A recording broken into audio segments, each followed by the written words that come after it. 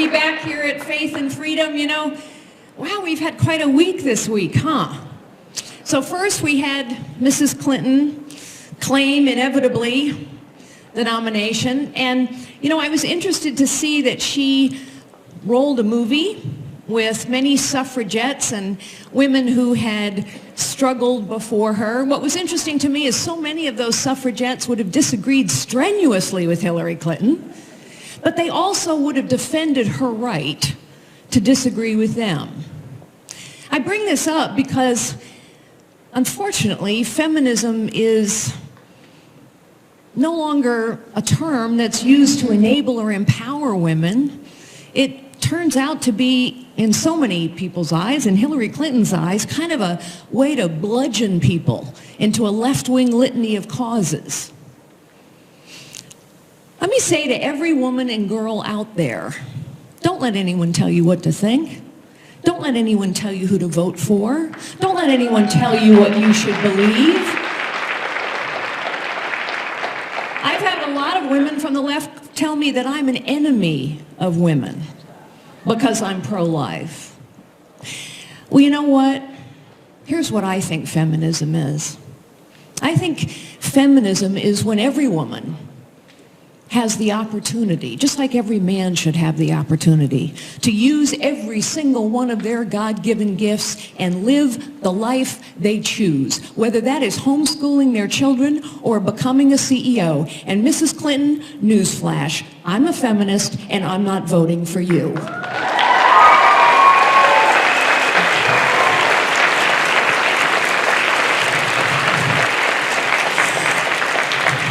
Now the week also brought something else.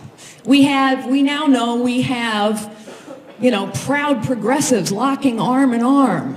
Elizabeth Warren, Bernie Sanders, Barack Obama, Hillary Clinton, they're all going to go lock arms and go talk to America about their progressive vision. And while they like to talk about progressivism in terms of people that they're trying to help, free education, whatever it is, you know and I know what progressivism really is. Progressivism really is the collection, the concentration of power in too few hands so that too few people tell the rest of us how we're going to live our lives, what opportunities we're going to have in front of us, what we should think and what we should do. Progressivism, pure and simple, is the tyranny of the few over the many.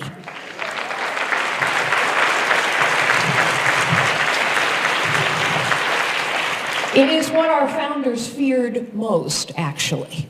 It is one of the reasons they wrote the Constitution, to prevent the concentration of power. I will return to that in a moment. But when we think about those proud progressives locked arm in arm, speaking to Americans all across this great nation, we know this fight matters. This is a fight that we must win. But you know, ladies and gentlemen, how we win matters. Our faith tells us that a victory at all costs is no victory at all. Our faith tells us that the ends do not justify every means. And so it's important for us to remember as we wage this battle for the future of our nation, who are we?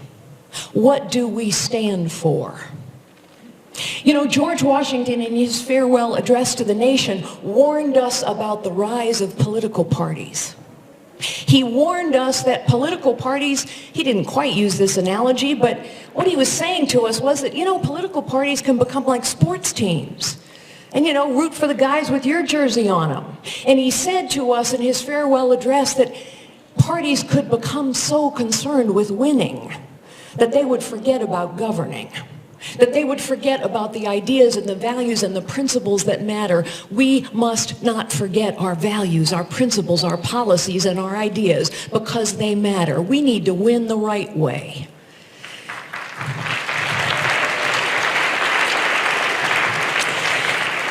And so I want to talk to you today about who we are and what we believe.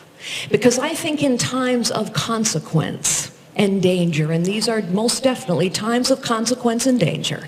It's important to remember who we are, and to do that, I actually have to start somewhere way far away. I need to tell you a story of an experience that I had in January of last year, January of 2015, in the slums of New Delhi, India. I was in India because prior to running for the presidency, I was chairman of a couple major charities in this country, one of which is called Opportunity International. Opportunity International is a Christian-based organization. It is the largest micro-lender in the world. We have lent $8 billion, $100 at a time, and lifted millions of people out of abject poverty.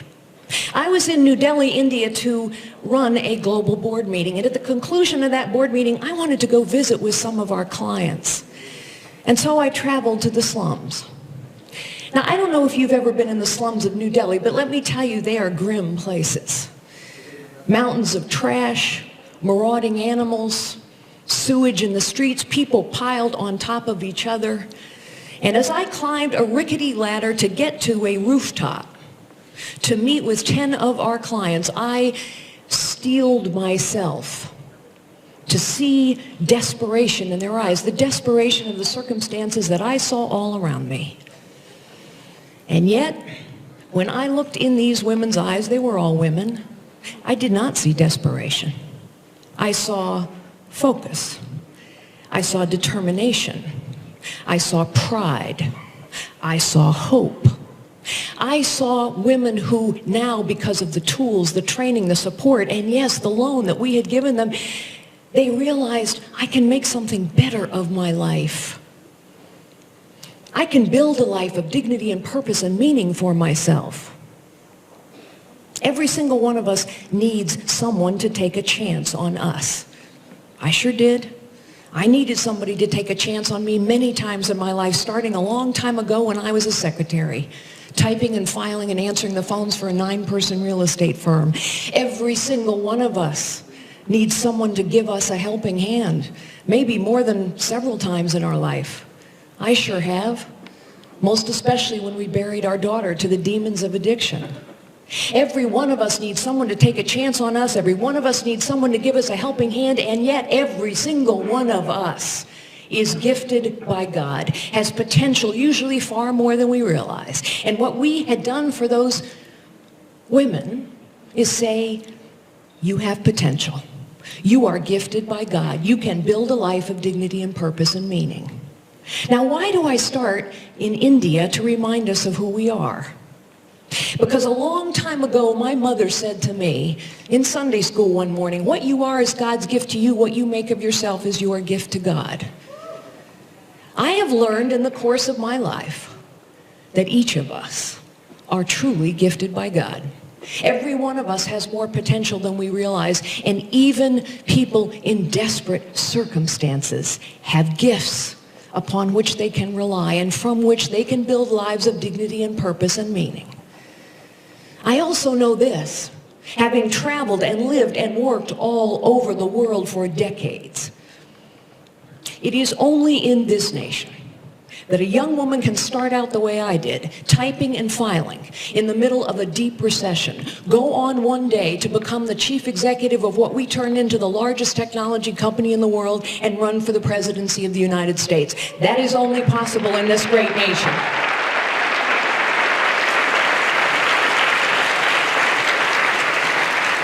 And the question, ladies and gentlemen, the question for us is why? Because it is the why that is at stake now. If everyone is gifted by God, why is it that in this nation, more things have been more possible for more people from more places than anywhere else on earth, and it continues to be true? No, we are not a perfect nation. But we are an exceptional nation because this is a nation of possibility, and it has always been so. Why? You know, I studied history in college. Maybe that's why I had to start as a secretary. Our founders were students of history too. And they knew what anyone who studies history comes to learn. Human nature doesn't change. Times may change. Places may change, culture may change, but human nature doesn't change. Our founders knew two fundamental things about human nature. Number one, they also knew that everyone has potential, that everyone is gifted by God. And so they built a nation on an incredible idea. It was actually radical at the time. The idea they built this nation on, enshrined in our Constitution, is that here everyone has a right to life, to liberty, and the pursuit of happiness. Those were their words for saying each of us have the right to find and use our God-given gifts and fulfill our potential. And the radical part of that idea was they said that right comes from God and cannot be taken away by man or government. The Constitution protects our rights and our liberties. But they wrote the Constitution for another purpose as well. You see, they knew what you learn over and over again when you study people and you study history. Power concentrated is power abused.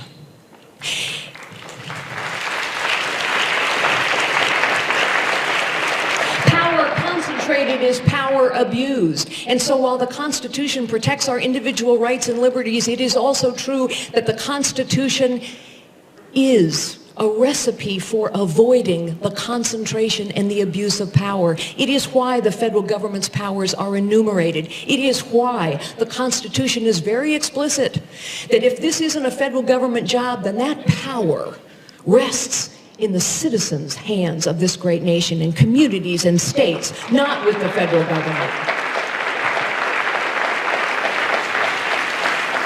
80% of the American people, 80%, have figured out the federal government is, in their words, incompetent, corrupt, and way too powerful. What ails us in this nation is too much money and too much power concentrated in the hands of too few. You know, when I ran for president, I met some incredible people. And the thing that breaks my heart, the thing we have to remember as we fight this fight, is I saw too many people who had a look of powerlessness in their eyes. They did not look to me like those women in India. I have looked into the eyes of coal miners as they have seen their jobs, their families, their livelihoods, their communities destroyed by an overreaching government, and they wonder, why is my government doing this to me? I have had veterans, proud, strong, fighting men who come up to me with tears in their eyes and tell me that they feel powerless to navigate through the Byzantine bureaucracy of the Veterans Administration and to get the care that they have already so richly earned. I have looked in single moms' eyes who are trying to raise a couple kids and say, I want to move forward in my life, but every program of dependence tells me to fall back. Or parents' eyes who wonder why they cannot get their children the education they know they deserve. No one in America should feel powerless, and too many Americans do feel powerless because power has gone to the wrong place. Too much power is concentrated in the hands of too few people, and the progressives want to concentrate even more. Ours, ladies and gentlemen, ours was intended to be a citizen government. Of the people, by the people, for the people. That is what our founders intended. And we must stand for that citizen government. We must not be the party that concentrates power further. Instead, we must be the party. We must be the warriors who say no. Power must be released out of the hands of people in this city and returned to citizens, to families, to small business owners, to communities, and to states where it belongs.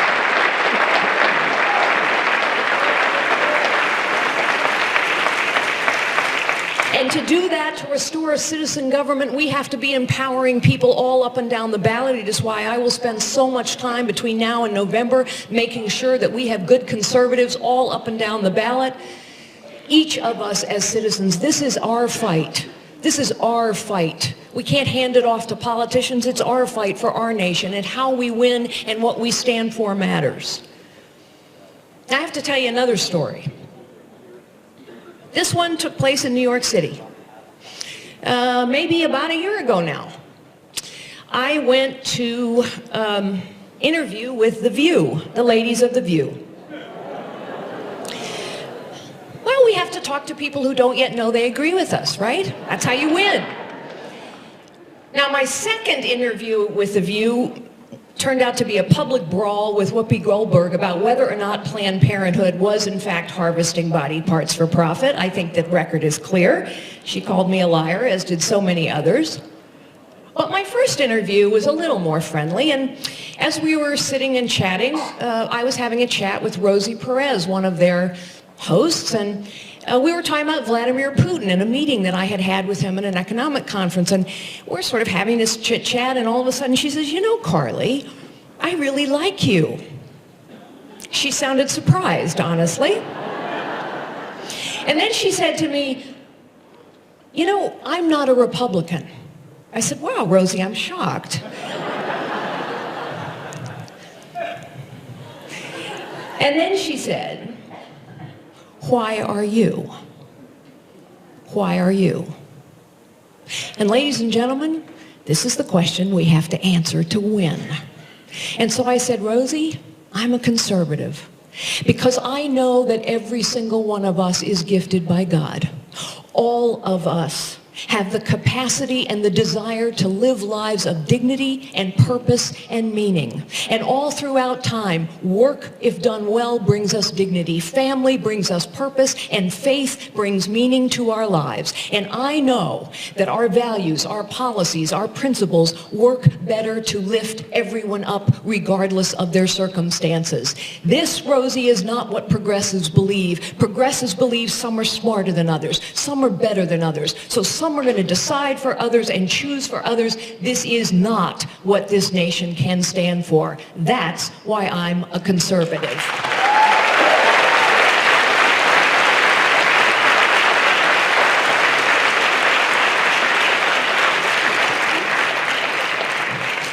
Ladies and gentlemen, we are the party of Lincoln. Lincoln stood on a bloody battlefield not so far from here and challenged his fellow citizens to fight so that a government of the people, by the people, and for the people will not perish from this earth. That is our fight. As citizens and conservatives, we know that each of us are gifted by God, that all of us can live lives of dignity and purpose and meaning, and we know that it is only when the power, the opportunity, the right to fulfill your own potential and use your God-given gifts to build the life you choose, only when we do that will we have made this the nation that Lincoln challenged us to fight for. When we say the Pledge of Allegiance, I pledge allegiance to the flag of the United States of America and to the republic for which it stands, one nation under God, indivisible, with liberty and justice for all. Think for a moment about liberty and justice and what they tell us about who we are. I think every day, actually, about Lady Liberty. Think about her. She stands tall and strong, which is the way America must always be. She is clear-eyed and resolute. She doesn't shield her eyes from the realities or the evils of the world, but she faces proud and strong into the world because she knows she is not simply one nation among many.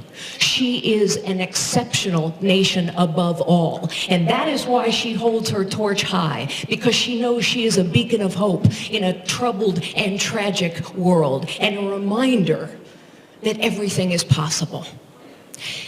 Think about Lady Justice. She holds a sword in her hand because she's a fighter. She's a warrior. For the values and the principles that have made this nation great, she reminds us that each of us must be fighters and warriors as well. This is our nation. This is our future. This is our fight. She holds a scale in her other hand. And with that scale, I think she is reminding us all of us are equal in the eyes of God. And so all of us must be equal in the eyes of the law and government, powerful and powerless alike. And she wears a blindfold. And with that blindfold, she reminds us, it can be true. It should be true. It must be true in this country, in this century, that it doesn't matter what you look like, and it doesn't matter how you start, and it doesn't matter your circumstances. It doesn't matter who you are. Here in this nation, every American's life must be filled with the possibilities that come from their God-given gifts. And we can only achieve that when we restore a citizen government of, by, and for the people. That is what we must fight for. God bless you, ladies and gentlemen. Thank you very much.